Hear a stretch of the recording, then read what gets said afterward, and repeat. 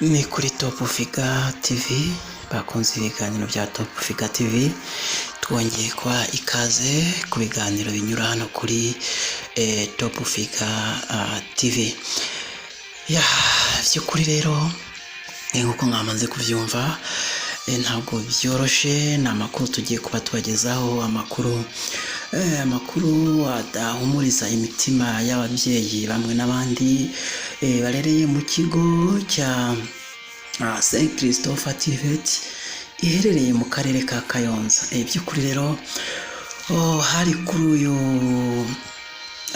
musi wa kane, itariki ni ya 14 ukwezi ni kwa 11 umwaka 2024, abayobozi b'ishuri batawe muri yombi bakekwa guha abanyeshuri ikigage. Noneho rero icyo kigage cyaje gutera urupfu muri iryo shuri. Nk'uko twagiye tubibona ku binyamakuru bitandukanye, twagiye twumva byagiye biravugwa, by'ukuri urwego rubishinzwe, urwego rw'igihugu cy'ubugenzacyaha RIB rwatangaje ko rwataye muri yombi abayobozi b'ikigo cy'amashuri cya Saint Christopher TVET giherereye mu karere ka Kayonza, umurenge wa Rwinkwavu, bakekwaho kugira uruhare mu guha abanyeshuri ikigage gikekwa ko ari nacyo cyoba cyateye urupfu rumwe mu banyeshuri bakinyweye kuri iryo shuri.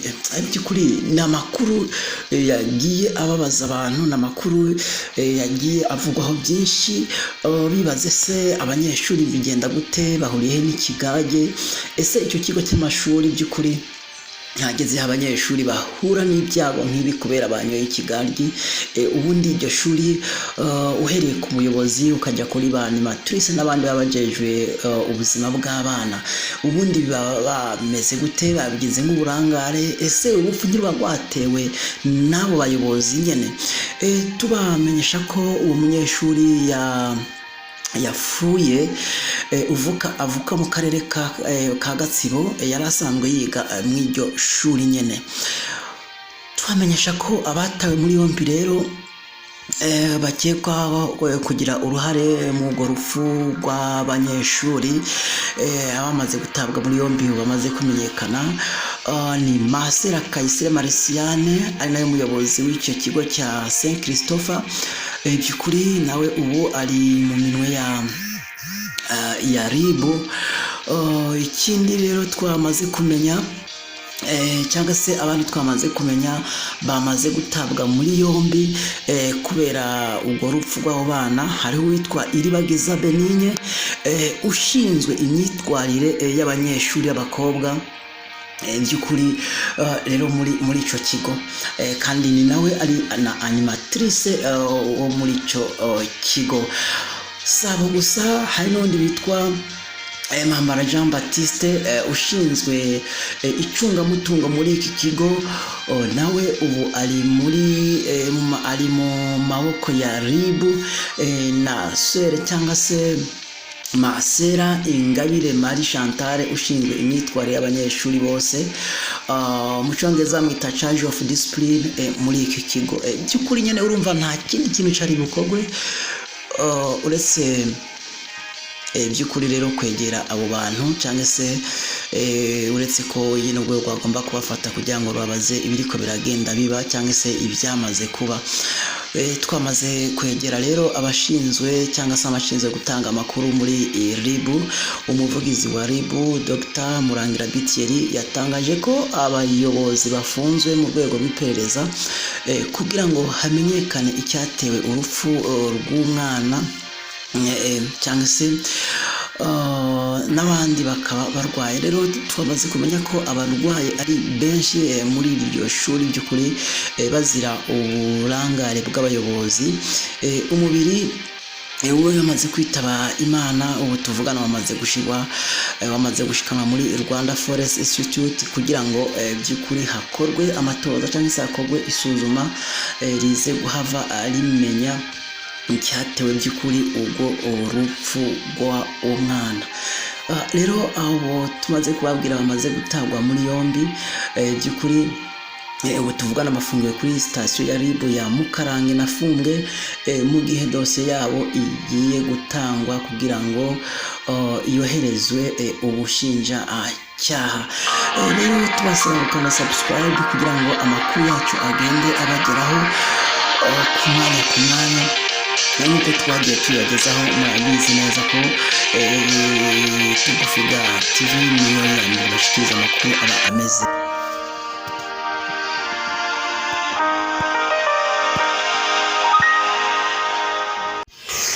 Nk'uko rero twari dusoje kuyabwira ni kuri Tugufiga TV. By'ukuri rero tugusaba gukanda subscribe kugira ngo amakuru ya Tugufiga TV agende akugeraho ku mwanya. Twari ko tubabwira ikibazo cyangwa se impanuka, sinzi niba turi buyite impanuka cyangwa turi buyite ibibazo bikomeye byaraye bishitse hariya mu kigo cy'amashuri Kayonza.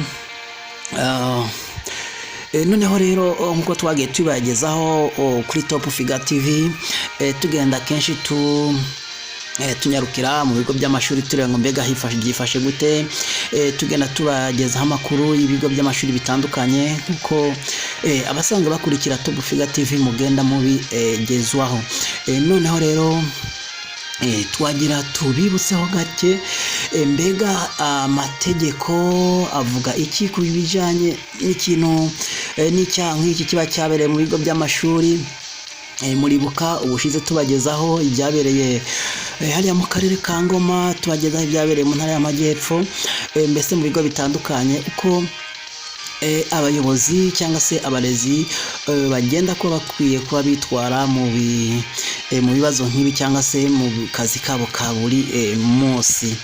Rero hari icyo amategeko agenda avuga ku bijyanye n'ibyaha nk'ibi ngibi biba byamaze gushika cyane cyane mu bigo by'amashuri. Haravuga ngo iyo hamaze kugaragara icyaha nk'iki cyangwa se hamaze kugaragara impanuka nk'iyi iturutse ku burangare cyangwa se ukutitaho cyangwa se kudakurikiranira hafi abo uba ushinzwe, itegeko riravuga ngo guha umuntu ikintu gishobora kwica cyangwa se gishobora gushegesha ubuzima ni icyaha giteganywa n'ingingo y'115 n'itegeko y'itegeko riteganya ibyaha n'ibihano muri rusange. Rero nkuko twagiye tubibagezaho hano kuri Tugufiga TV, iyo umaze kuba uhamijwe n'icyo cyaha, ni ukuvuga umaze kuba guhamwa n'icyo cyaha, igihano ni igifungo kuva ku myaka 2 ariko itarenza imyaka 3 n'ihazabu kuva ku 300 ku mafaranga y'u Rwanda ariko atarenze 500. Noneho rero tugenda tubireba mu byiciro bitandukanye. Iyo ikintu cyatanzwe giteye indwara idakira, aho ni mu gihe iyo cya kintu cyatanzwe kimaze gutera indwara idakira cyangwa se kikagutera n'ubumuga, biravuga ngo muri icyo gihe iyo umaze gutera indwara idakira, ukaba udashobora kugira icyo ushobora kwikorera burundu mu buryo bwa burundu, udashobora gukoresha na busa rimwe mu rugingo byatewe n'icyo kintu wamaze kunywa, rimwe mu rugingo rw'umubiri wawe, icyo gihe rero uwagitanze nawe afite ibihano bimutegekanirijwe, n'igifungo kiva ku myaka 20 ariko kitarenze imyaka 25 n'ihazabu y'500 ku mafaranga y'u Rwanda ariko nayo ubwayo adashobora kurenza 1 miliyoni y'amafaranga y'u Rwanda. Rero ndibuka mu makuru twagiye tubagezaho hano ibitari bike twagiye tugerageza kubibasobanurira, tukasha kandi tukaza tukareba ku rundi ruhande ruvuga ngo kwirengagiza gutabara umuntu ari mu kaga.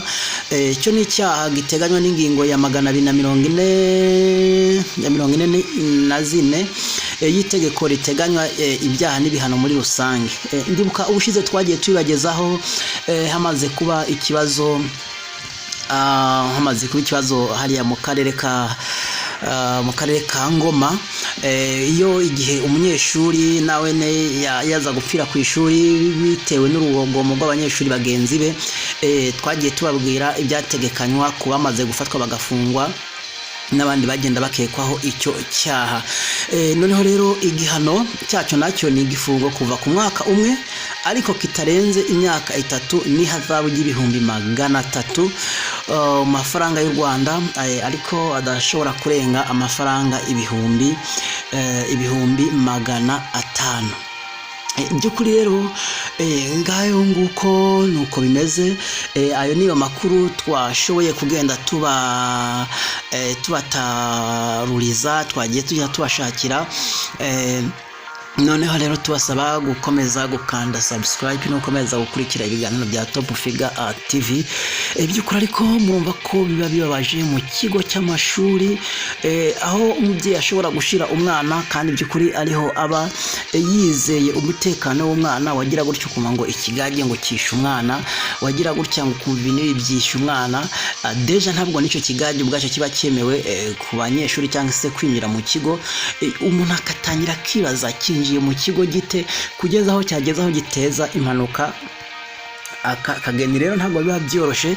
Rero dukomeza no kwihanganisha umuryango waburiye umwana muri iyo mpanuka cyangwa se muri ubwo burangare bw'abo bayobozi. Twongera kandi no gusaba Imana ikomeze kuba mu ruhande rw'abarwayi kugira ngo nabo babashe koroherwa kugira ngo bakomeze ibyigwa byabo. Rero tubasaba gukomeza kuba muri ku murongo wa Top Figure TV.